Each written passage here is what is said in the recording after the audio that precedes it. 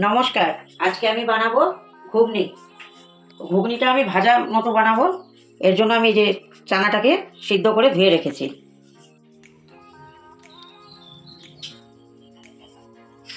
কড়াই বসিয়েছি, তেল গরম হয়ে গেছে, একটু জিরা ফোড়নে দিয়ে দিলাম। এগুলোকে দিয়ে দিচ্ছি, পেঁয়াজটা ভেজে নেব।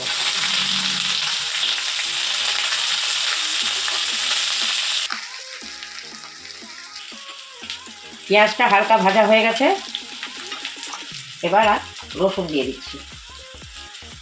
রসুন থেতো করে রেখেছিলাম, রসুন বাটা দিয়ে দিলাম।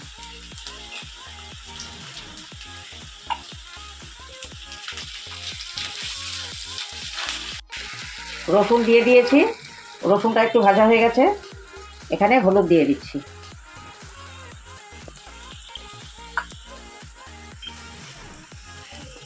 এবার নুনও দিয়ে দিচ্ছি, নুন আন্দাজ মতো দিয়ে দিচ্ছি।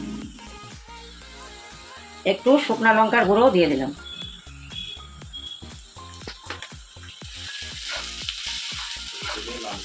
এবারে সিদ্ধ করা ছোলাগুলো দিয়ে দিচ্ছি।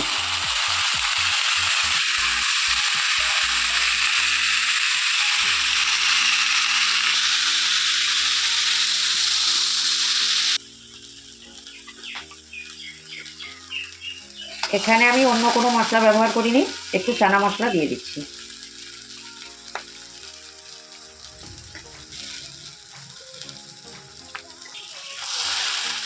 ভালো করে কষিয়ে নামিয়ে নেব।